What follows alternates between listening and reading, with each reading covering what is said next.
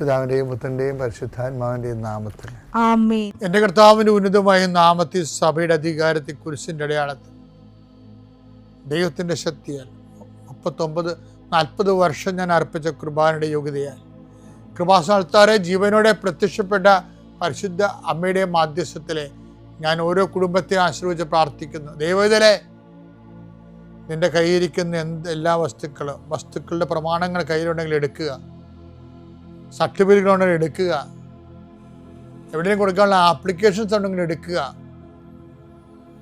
ദൈവത്തിലെ നീ എവിടെയെങ്കിലും പോകുന്നുണ്ടെങ്കിൽ നിന്റെ പാസ്പോർട്ടോ വിസയുടെ കോപ്പിയോ എയർ ടിക്കറ്റോ എന്താണ് നിന്റെ കയ്യിലുള്ളത് ഇപ്പോൾ എടുക്കുക. ദൈവത്തിലെ എവിടെയെങ്കിലും കൊടുക്കാനുള്ള ആപ്ലിക്കേഷൻസ് ഉണ്ടെങ്കിൽ അത് എടുക്കുക. കൃപാസന മാതാവിനെ കാണിച്ചുകൊണ്ട് പ്രാർത്ഥിക്കുക. ഞാനിപ്പോൾ നിന്നെ ആശ്രയിച്ച് പ്രാർത്ഥിക്കുക. കർത്താവേ, സിവിൽ പോയിന്റ് കുറഞ്ഞതിൻ്റെ പേര് ജോലി കിട്ടാത്തവരുണ്ട്, ജപ്തിയാകാൻ പോകുന്നവരുണ്ട്. ആ പത്രങ്ങളെല്ലാം രേഖകളെല്ലാം നിന്റെ നാമത്തിൽ ഞാൻ ആശീർവദിക്കാൻ പോവുകയാണ്. കർത്താവ്, രേഖകൾ കയ്യിലില്ല, പക്ഷെ മനസ്സിൽ ആ രേഖ ഓർത്ത് പ്രാർത്ഥിക്കുന്നുണ്ട്. ഇപ്പോൾ എടുക്കാൻ പറ്റാത്ത ആ രേഖ എൻ്റെ കയ്യിലുണ്ടായിരുന്നെങ്കിൽ എന്ന് ആഗ്രഹിച്ച് വിഷമിക്കുന്നവരുണ്ട്. കർത്താവെ, ആ രേഖ എവിടെയാണ് ഇരിക്കണത്? അവിടെ നിന്റെ തിരുമുറുവാർന്ന് വലത് കരുത്താൻ ആ രേഖയെ സ്പർശിക്കണമേ. മാതാവിൻ്റെ മധ്യസ്ഥത്തിൽ പ്രാർത്ഥിക്കുന്നു. അവരെന്താണ് ഉദ്ദേശിക്കുന്നത്, അതുകൊണ്ട് അത് നിറവേറാൻ കർത്താവ് അനുവദിക്കട്ടെ. കർത്താവ്, ജോലി നഷ്ടപ്പെട്ടു പോരണവരെ, ഉപേക്ഷിച്ച് പോണവരെ, ആ രാജ്യത്ത് ജീവിക്കാൻ പറ്റാതെ പോണവരെ, പരീക്ഷയെ ഒരുങ്ങിക്കൊണ്ടിരിക്കുന്ന മക്കളെ, പരീക്ഷയുടെ ഹോൾ ടിക്കറ്റ് കയ്യിലുണ്ടെങ്കിൽ മക്കൾ എടുക്കുക. അല്ലെങ്കിൽ നിങ്ങളത് മനസ്സിൽ ഓർക്കുക. പഠിക്കാൻ പറ്റാത്ത വിഷയങ്ങളുണ്ട്, ആ വിഷയവുമായിട്ട് ബന്ധപ്പെട്ട വിഷയങ്ങൾ മക്കളെ കയ്യിലെടുക്കുക. എൻ്റെ കർത്താവിൻ്റെ ഉന്നതമായ നാമത്തിൽ സഭയുടെ അധികാരത്തിൽ കുരിശിൻ്റെ അടയാളത്തിൽ ദൈവത്തിൻ്റെ ശക്തിയാൽ നിൻ്റെ എല്ലാ ജീവിത തടസ്സങ്ങളെയും നീ ആഴ്ച നേരിടാൻ പോകുന്ന മുഴുവൻ ദോഷങ്ങളെ ഈശോ നാമത്തിൽ ബന്ധിക്കും. പിതാവും പുത്രനും പരിശുദ്ധാത്മാവ് സർവ്വശക്തനും നീക്കുവാമേ. അമ്മേ പരിശുദ്ധ അമ്മേ, അമ്മേ പരിശുദ്ധ ദൈവമാതാവേ, കൃപാസനത്തിലൂടെ ഞങ്ങളുടെ ദേശത്തിനും അമ്മ മധ്യസ്ഥം തേടി തന്ന എല്ലാ അനുഗ്രഹങ്ങൾക്കും കൃപകൾക്കും ഞങ്ങളിപ്പോൾ ഹൃദയം നിറഞ്ഞ നന്ദി പറയുന്നു. അമ്മേ പരിശുദ്ധമ്മേ, ദൈവമാതാവേ, 2004 ഡിസംബർ 7 ഉച്ചകഴിഞ്ഞ് 2:30 കൃപാസനത്തിൽ സംഭവിച്ച അമ്മയുടെ പ്രത്യക്ഷപ്പെടലിനെ കുറിച്ച് തിരുസഭയ്ക്ക് സമർപ്പിച്ചിരിക്കുന്ന പഠനരേഖകളുടെ മേൽ സഭാത്മകമായ പഠനം ആരംഭിക്കുവാൻ ഞങ്ങൾ പ്രാർത്ഥിക്കുന്നു. അമ്മേ പരിശുദ്ധമേ, ഭൂസ്വർലോകങ്ങളുടെ രാജ്ഞിയായ അങ്ങേയ്ക്ക് ഭൗമസംരക്ഷണത്തിനായി പ്രപഞ്ചപ്രകൃതിയെ തന്നെ തിരുസഭ പ്രതിഷ്ഠിക്കുവാൻ ഈ പ്രത്യക്ഷീകരണം വഴി ഇടയാക്കണമേ. പരിശുദ്ധമേ, ജപമാല മാതാവേ, സകല കൃപാസനം പ്രാർത്ഥനയോടും ചേർത്ത് ഞങ്ങളിപ്പോൾ പ്രാർത്ഥിക്കുന്ന ഈ കുടുംബത്തിന്റെ പ്രത്യേക നിയോഗം പറ മക്കളെ.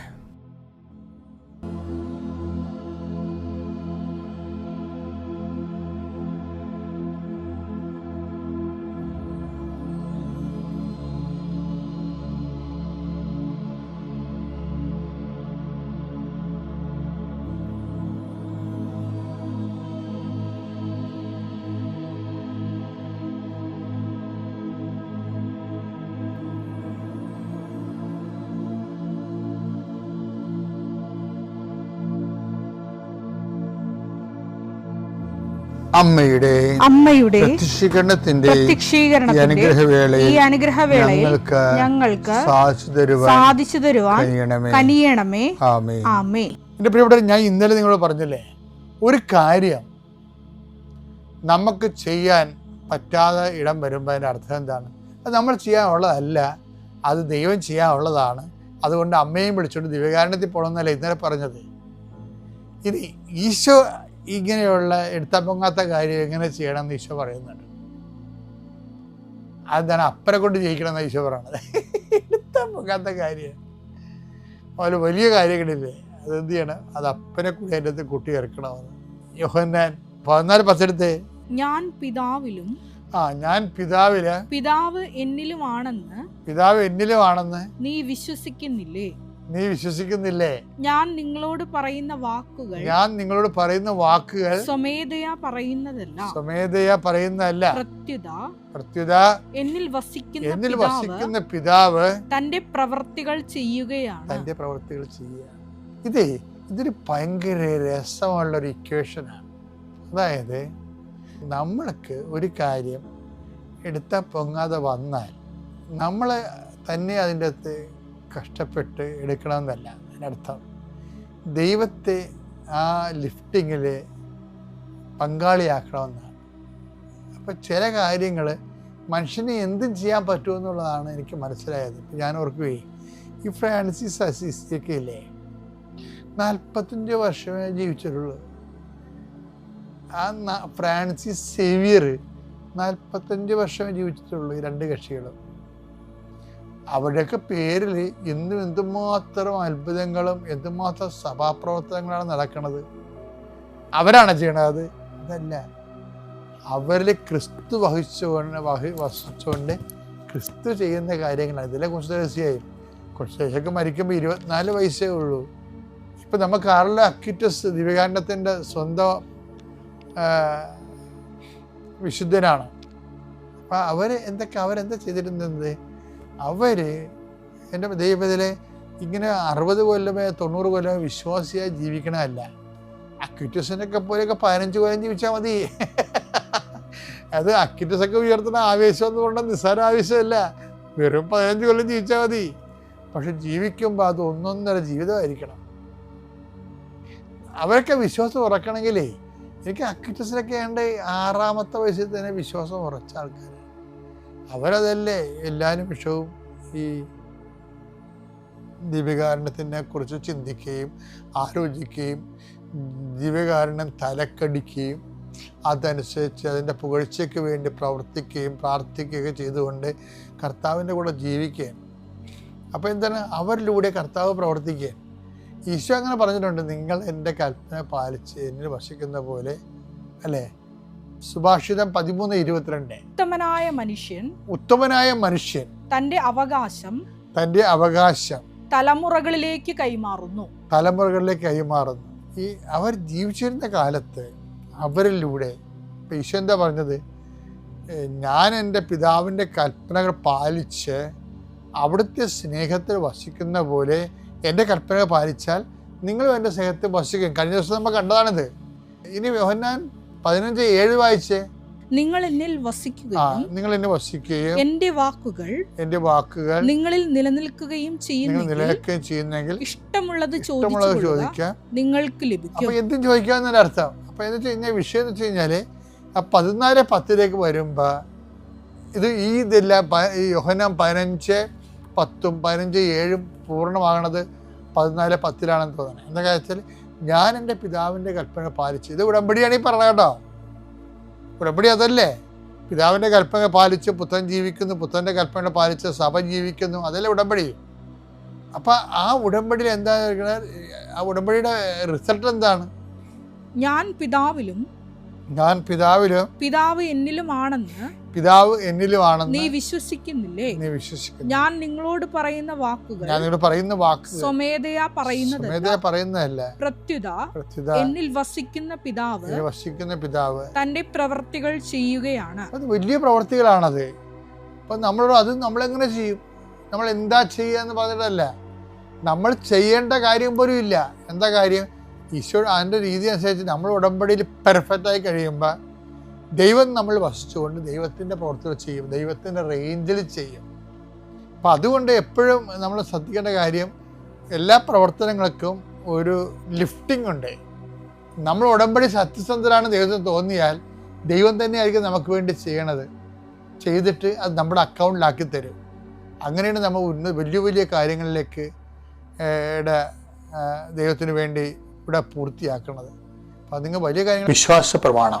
സർവശക്തനായ പിതാവും ആകാശത്തിന്റെയും ഭൂമിയുടെയും സൃഷ്ടാവുമായ ദൈവത്തിൽ ഞാൻ വിശ്വസിക്കുന്നു. അവിടുത്തെ ഏകപുത്രനും ഞങ്ങളുടെ കർത്താവുമായ ഈശോ മിശിഹായിലും ഞാൻ വിശ്വസിക്കുന്നു. ഈ പുത്രൻ പരിശുദ്ധാത്മാവിനാൽ ഗർഭസ്ഥനായി കന്യകാമറിയത്തിൽ നിന്ന് പിറന്ന് പൊന്തിയോസ് പീലാത്തോസിന്റെ കാലത്ത് പീഡകൾ സഹിച്ച് കുരിശിൽ തറയ്ക്കപ്പെട്ട് മരിച്ച് അടക്കപ്പെട്ട് പാതാളങ്ങളിൽ ഇറങ്ങി മരിച്ചവരുടെ ഇടയിൽ നിന്ന് മൂന്നാം നാൾ ഉയർത്ത് സ്വർഗത്തിലേക്ക് എഴുന്നള്ളി സർവശക്തിയുള്ള പിതാവായ ദൈവത്തിന്റെ വലതുഭാഗത്തിരിക്കുന്നു. അവിടെ നിന്ന് ജീവിക്കുന്നവരെയും മരിച്ചവരെയും വിധിക്കുവാൻ വരുമെന്നും ഞാൻ വിശ്വസിക്കുന്നു. പരിശുദ്ധാത്മാവിലും ഞാൻ വിശ്വസിക്കുന്നു. വിശുദ്ധ കത്തോലിക്കാ സഭയിലും പുണ്യവാന്മാരുടെ ഐക്യത്തിലും പാപങ്ങളുടെ മോചനത്തിലും ശരീരത്തിന്റെ ഉയർപ്പിലും നിത്യമായ ജീവിതത്തിലും ഞാൻ വിശ്വസിക്കുന്നു. ആമേൻ. സുഖസ്ഥനായ ഞങ്ങളുടെ പിതാവേ, അങ്ങയുടെ നാമം പൂജിതമാകണമേ. അങ്ങയുടെ രാജ്യം വരണമേ. അങ്ങയുടെ തിരുമനസ് സ്വർഗത്തിലെ പോലെ ഭൂമിയിലുമാകണമേ. അന്നു വേണ്ടുന്ന ആഹാരം ഇന്ന് ഞങ്ങൾക്ക് തരണമേ. ഞങ്ങളോട് തെറ്റ് ചെയ്യുന്നവരോട് ഞങ്ങൾ ക്ഷമിക്കുന്നത് പോലെ ഞങ്ങളുടെ തെറ്റുകൾ ഞങ്ങളോടും ക്ഷമിക്കണമേ. ഞങ്ങളെ പ്രലോഭനത്തിൽ ഉൾപ്പെടുത്തരുതേ, തിന്മയിൽ ഞങ്ങൾ രക്ഷിക്കണമേ. ആമേൻ. നന്മ തെളിഞ്ഞു മറിയമേ, സ്വസ്തി. കർത്താവ് അങ്ങയുടെ കൂടെ സ്ത്രീകളിൽ അങ്ങ് അനുഗ്രഹിക്കപ്പെട്ടവളാകുന്നു. അങ്ങയുടെ ഉദരത്തിൻ ഫലമായി ഈശോ അനുഗ്രഹിക്കപ്പെട്ടവനാകുന്നു. പരിശുദ്ധ മറിയമേ, തമ്പുരാന്റെ അമ്മേ, പാപികളായ ഞങ്ങൾക്ക് വേണ്ടി ഇപ്പോഴും ഞങ്ങളുടെ മരണസമയത്തും തമ്പുരാനോട് അപേക്ഷിക്കണമേ. ആമേൻ. സ്നാനം കഴിഞ്ഞയുടൻ യേശു വെള്ളത്തിൽ നിന്ന് കയറി. അപ്പോൾ സ്വർഗം തുറക്കപ്പെട്ടു.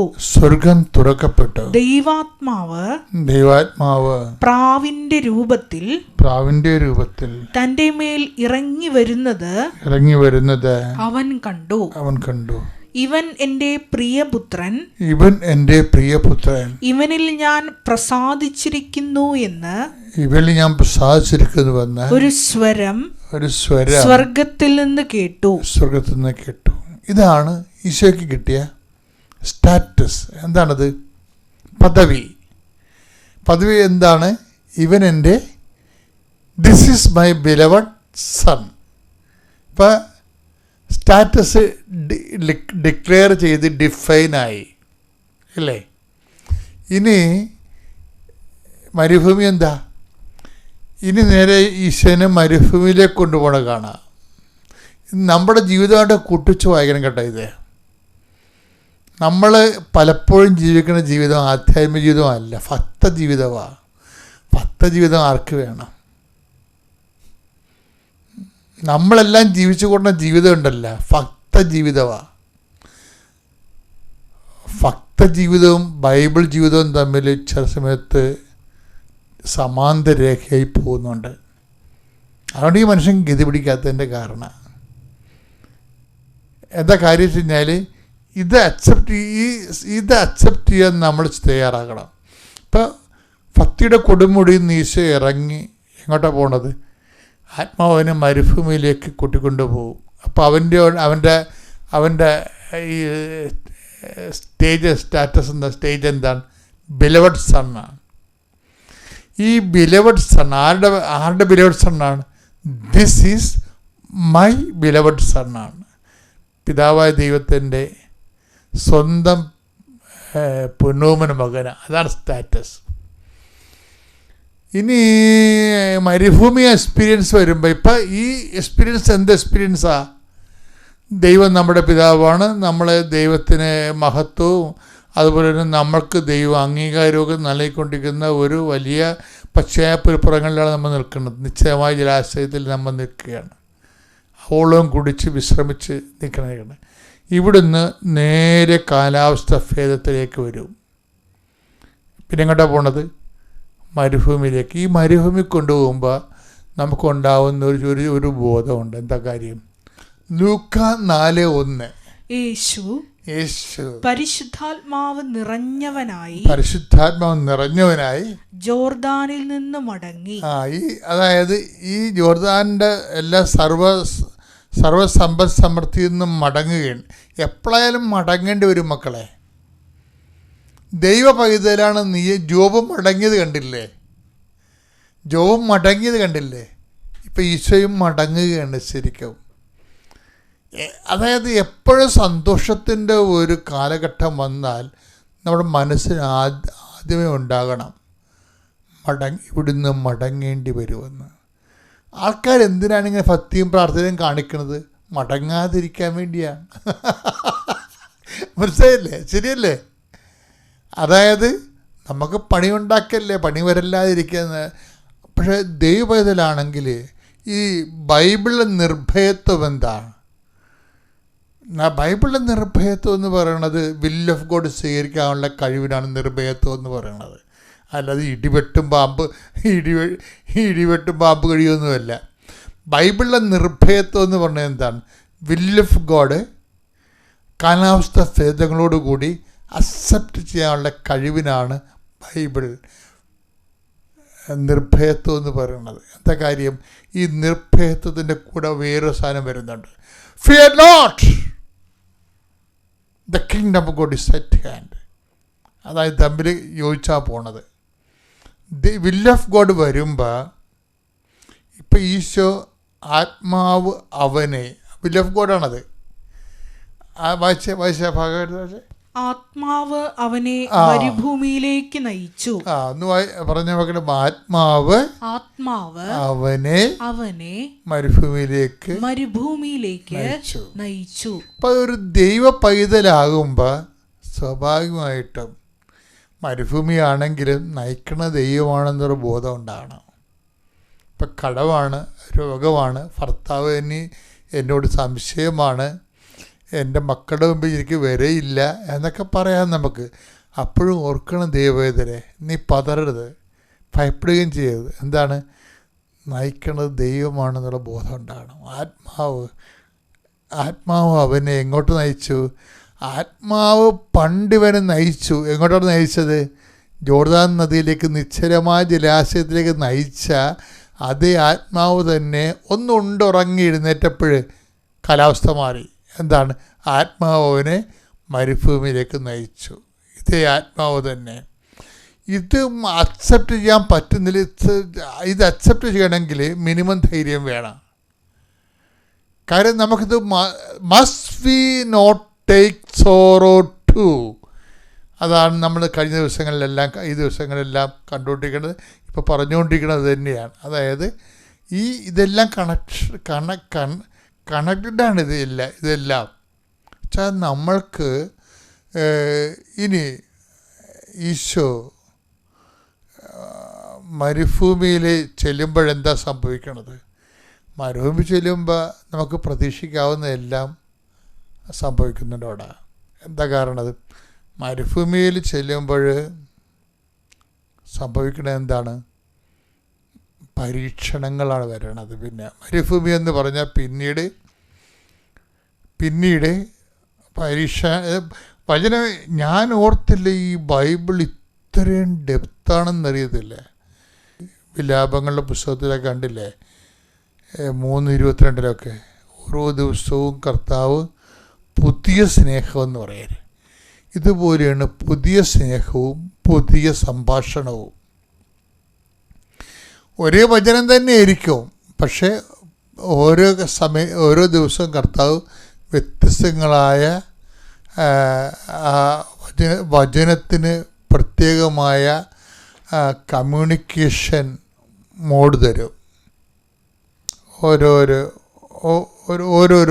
ഒരേ വചനത്തിൻ്റെ ഫ്രെയിം എടുത്തിട്ട് അതിലൂടെ മൾട്ടി കമ്മ്യൂണിക്കേഷൻസ് നടത്തും. സംവേദനം ചെയ്യുന്ന ആശയങ്ങൾ വ്യത്യസ്തമായിരിക്കും. സംഭാഷണവും വാക്കുകളെല്ലാം ഒന്നായിരിക്കും, ആശയം വേറെ ആയിരിക്കും. അങ്ങനെയാണ് വചനം കമ്മ്യൂണിക്കബിൾ ആകണത്. സംഭാഷണമൊക്കെ എല്ലാം ഒന്നായിരിക്കും, ആശയം വേറെ ആയിരിക്കും. പലപ്പോഴും അതാണ് ഈ ഓരോ പ്രഭാതത്തിലും. ഇപ്പം നിങ്ങൾ ഓരോ പ്രഭാതത്തിലും അതായത് വിലാപങ്ങൾ എടുത്തേ. വിലാപങ്ങൾ 3:22-23. വിലാപങ്ങൾ 3:22-23. കർത്താവിന്റെ സ്നേഹം ഒരിക്കലും അസ്തമിക്കുന്നില്ല. അവിടുത്തെ കാരുണ്യം അവസാനിക്കുന്നില്ല. ഓരോ പ്രഭാതത്തില് അത് പുതിയതാണ്. അവിടുത്തെ വിശ്വസ്തത ഉന്നതമാണ്. നമ്മുടെ ഓരോ ജീവിതത്തിലും ദൈവത്തിന് പുതിയ പുതിയ കാര്യങ്ങളും പുതിയ ദൈവാനുഭവങ്ങളും പുതിയ ലൈഫ് ഒരിക്കലും ഒരു മൊണോട്ടണസ് ആകത്തില്ല. ഒരു വിശ്വാസം സംബന്ധിച്ചിടത്തോളം ലൈഫ് മൊണോട്ടണസ് ആയിരിക്കും, ചിലർക്ക് ബോറടിക്കത്തില്ലേ. കാരണം ദൈവമായിട്ട് നമുക്ക് ഒരു ബന്ധം സ്ഥാപിച്ചു കഴിഞ്ഞാൽ എനിക്ക് തോന്നുന്നത് ആദ്യം മാറുന്നത് ബോറായിരിക്കും. ഞാൻ തിരിച്ചു കയറി അബുദാബി എയർപോർട്ടിൽ ചെന്നപ്പോൾ ആണ് അറിയാൻ കഴിഞ്ഞത് അവരെന്നെ ബാൻ ചെയ്തിരിക്കുകയാണ്. ലൈഫ് ബാനായിരുന്നു. ജീവിതത്തിൽ ഒരിക്കലും അത് മാറിക്കിട്ടുമെന്ന് വിചാരിച്ചില്ല. എങ്കിലും അവിടെ രാത്രി വെളുപ്പിന് 4 മണി വരെ എന്നെ ഇരുത്തി തിരിച്ച് അവിടെ വന്നു. എനിക്ക് അപ്പോൾ തന്നെ തിരിച്ചു കയറി നാട്ടിലേക്ക് പോരേണ്ടതായിട്ട് വന്നു.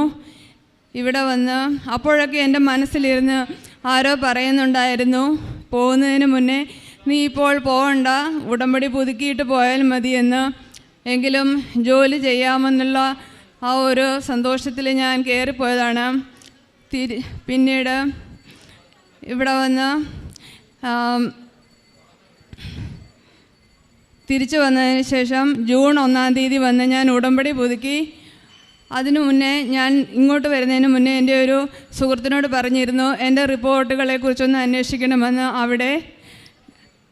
പക്ഷേ അവിടെ ചെല്ലുമ്പോഴെല്ലാം അവർ പറയുന്നത് റിപ്പോർട്ട് അങ്ങനെ നേരിട്ട് തരാൻ സാധിക്കുകയില്ല, അവർ വർക്ക് ചെയ്ത ഹോസ്പിറ്റലിൽ PRO വന്നാൽ മാത്രമേ കൊടുക്കാൻ സാധിക്കൂ എന്നാണ്. പക്ഷേ PRO ഞാൻ അവിടുത്തെ എംപ്ലോയി അല്ലാത്തതിനാൽ PROയ്ക്ക് പോകാൻ സാധിക്കുകയില്ലായിരുന്നു. അപ്പോൾ എൻ്റെ സുഹൃത്തിനോട് പിന്നീട് ചെന്നപ്പോൾ അവർ പറഞ്ഞു, ഉടമ്പടി പുതുക്കിയതിന് ശേഷം നിങ്ങൾ ഹെൽത്ത് ഡിപ്പാർട്ട്മെൻറ്റിലൊന്ന് പോയി നോക്ക്, എന്തെങ്കിലും ചെയ്യാൻ സാധ്യമായിരിക്കുമെന്ന്. അങ്ങനെ അദ്ദേഹം അവിടെ പോയപ്പോൾ അവർ പറഞ്ഞു, നിങ്ങൾ റിപ്പോർട്ടുകളെല്ലാം അറ്റസ്റ്റ് ചെയ്ത് ഇന്ത്യൻ എംബസിയുടെയും UAE എംബസിയുടെയും അറ്റസ്റ്റേഷന് ശേഷം ഹെൽത്ത് ഡിപ്പാർട്ട്മെൻറ്റിൽ സബ്മിറ്റ് ചെയ്യാൻ പറഞ്ഞു. അങ്ങനെ സബ്മിറ്റ് ചെയ്ത് അവിടെ നിന്നും അവർ പറഞ്ഞു, ഞങ്ങൾക്കൊരു മീറ്റിംഗ് ഉണ്ട്, അതിൽ എൻ്റെ കാര്യം പരിഗണിച്ചാൽ എൻ്റെ കാര്യം എന്താണെന്ന് വെച്ചാൽ നോക്കാമെന്ന് പറഞ്ഞു. അതിനുശേഷം കുറേ നാളുകൾ, ഒത്തിരി സമയമെടുത്തു. കുറേ നാളുകൾക്ക് ശേഷം അവർ അവിടുന്ന് CID ഓഫീസിലേക്കും ഇമിഗ്രേഷനിലേക്കും ഒരു മെയിൽ അയച്ചു. എന്നിട്ട് എൻ്റെ ഫ്രണ്ടിനോട് പറഞ്ഞു, ഇവിടുത്തെ ബാൻ ഞങ്ങൾ റിമൂവ് ചെയ്തു, നിങ്ങൾ അവിടെ പോയി CID ഓഫീസിലും ഇമിഗ്രേഷൻ ഓഫീസിലും പോയി അന്വേഷിക്കാൻ പറഞ്ഞു. അപ്പോഴെല്ലാം അദ്ദേഹം ഓരോ തവണ പോകുമ്പോഴും ഞാൻ വീട്ടിലിരുന്ന് ശക്തമായി മാതാവിനോടും ഈശോയോടും പ്രാർത്ഥിച്ചുകൊണ്ടിരുന്നു. അങ്ങനെ CID ഓഫീസിലെ ബാനം പെട്ടെന്ന് തന്നെ മാറിക്കിട്ടി. എന്നാൽ ഇമിഗ്രേഷൻ ഓഫീസിലേക്ക് കയറുവാനോ സംസാരിക്കുവാനോ ഉള്ള അനുവാദമില്ലായിരുന്നു. അങ്ങനെ ഒരുപാട് തവണ കയറി ഇറങ്ങിയതിന് ശേഷം മാതാവിൻ്റെ ശക്തമായ ഇടപെടൽ കൊണ്ടാണെന്ന് ഞാൻ ഇപ്പോഴും വിശ്വസിക്കുന്നു. അദ്ദേഹത്തിന് അകത്ത് കയറുവാനും എൻ്റെ ഈ വിഷയത്തെക്കുറിച്ച് അവിടെ സംസാരിക്കുവാനുമുള്ള ഒരു അവസരം കിട്ടി. അങ്ങനെ അദ്ദേഹം അകത്ത് കയറി സംസാരിച്ചപ്പോൾ അവർ പറഞ്ഞു, എൻ്റെ പേരിന് എന്തെങ്കിലും ക്രിമിനൽ കേസുണ്ടോ എന്ന് അന്വേഷിച്ചതിന് ശേഷം അറിയിക്കാമെന്ന് പറഞ്ഞു. അങ്ങനെ കുറേ നാളുകൾക്ക് ശേഷം അദ്ദേഹം വീണ്ടും ചെന്നപ്പോൾ അവർ പറഞ്ഞു, ഞാൻ ഒരു ഡിവോഴ്സിയാണ്, എന്നെ സഹായിക്കാൻ അവിടെ മറ്റാരുമില്ലായിരുന്നു. അപ്പോൾ അവർ പറഞ്ഞത്, എനിക്ക് രക്തബന്ധമുള്ള ആരെങ്കിലുമോ അല്ലെങ്കിൽ എൻ്റെ ഹസ്ബൻഡോ ഉണ്ടെങ്കിൽ മാത്രമേ ആ ഒരു പ്രോസസ്സിങ് മുന്നോട്ട് കൊണ്ടുപോകാൻ സാധിക്കുകയുള്ളൂ എന്നാണ്. അതിനുശേഷം അവർ അതേക്കുറിച്ച് അന്വേഷിച്ചു കൊണ്ടേയിരുന്നു. പിന്നീട് ഈ സുഹൃത്ത് തന്നെ ഞാൻ മാതാവിനോട് ശക്തമായി പ്രാർത്ഥിച്ചുകൊണ്ടിരുന്നു, മാതാവേ എനിക്ക് നല്ലൊരു ജീവിത പങ്കാളിയെ തന്ന് അനുഗ്രഹിക്കണമെന്ന്. ഈ പ്രോസസ്സിങ് മുന്നോട്ട് കൊണ്ടുപോകുന്നതിന് വേണ്ടി അദ്ദേഹം തന്നെ എന്നെ വിവാഹം കഴിച്ചു. മുന്നോട്ട് ഈ പ്രോസസ്സിങ് പോയി എന്നെ UAE ബാനിൽ നിന്ന് റിമൂവ് ചെയ്തു. എനിക്ക് പിന്നീട് ഇവിടെ വന്ന് സാക്ഷ്യം പറയാൻ സാധിച്ചില്ല, കാരണം അതിനായി അവർ പ്രൂഫൊന്നും തരികയില്ലായിരുന്നു. ഒരു പ്രാവശ്യം എയർപോർട്ടിൽ നിന്ന് എൻട്രി ആയാൽ മാത്രമേ നമ്മൾ എൻട്രി ആയി എന്ന് പറയാൻ സാധിക്കുകയുള്ളൂ. അങ്ങനെ ഞാൻ 2022 സെപ്റ്റംബർ 16-ാം തീയതി വീണ്ടും UAE എയർപോർട്ടിൽ എൻട്രി ആയി. അബുദാബിയിൽ എനിക്ക് എൻട്രി ചെയ്യാൻ സാധിച്ചു. അതിനുശേഷം ഞാൻ നിയോഗം വെച്ചത് എനിക്കൊരു നല്ല ജോലി ലഭിക്കണമെന്നായിരുന്നു. എനിക്കൊരു നല്ലൊരു ഹോസ്പിറ്റലിൽ ജോലി ലഭിച്ചു. എന്നാൽ പിന്നീടും ഈ പ്രശ്നങ്ങൾ, എൻ്റെ വിസ കിട്ടുമോ, മെഡിക്കൽ ഫിറ്റ് ആകുമോ എന്നുള്ളൊരു പേടിയായിരുന്നു. അതെങ്ങനെ ശരിയാകുമെന്നൊന്നും അറിയില്ലായിരുന്നു. അവസാനം ഞങ്ങൾ ഒരു പ്രാവശ്യം വിസിറ്റ് വിസ പുതുക്കിയതായിരുന്നു. പക്ഷേ വിസയിൽ എപ്പോഴുമുള്ള UID നമ്പർ ഒരിക്കലും മാറത്തില്ല. അത് നമ്മൾ ആ കൺട്രിയിൽ എത്ര പ്രാവശ്യം പോയാലും നമ്മുടെ വിസ നമ്പർ ഒരേ നമ്പറായിരിക്കും. പക്ഷേ ഞാൻ വിസിറ്റ് വിസ പുതുക്കിയപ്പോൾ എൻ്റെ UID നമ്പർ മാറിയാണ് വന്നത്. ഞങ്ങളത് മാറത്തില്ലാത്തത് കൊണ്ട് ശ്രദ്ധിച്ചതേയില്ല. ഈ മെഡിക്കലിന് പോയപ്പോൾ അവിടെ ഇരുന്ന് നേഴ്സ് ചോദിച്ചു, എന്തെങ്കിലും പ്രശ്നങ്ങളുള്ളതാണോ, അസുഖങ്ങളായിട്ട്? ഞാൻ പറഞ്ഞു, ഞാൻ നേരത്തെ ഇവിടെ എത്തി ബാനായി പോയ ആളാണ്, ഇപ്പോൾ എൻട്രി ആയതാണെന്ന് പറഞ്ഞു. അപ്പോൾ അവർ എൻ്റെ UID നമ്പർ സിസ്റ്റത്തിൽ അടിച്ചു നോക്കിയപ്പോൾ എൻ്റെ പഴയ ഹിസ്റ്ററി ഒന്നുമില്ലായിരുന്നു.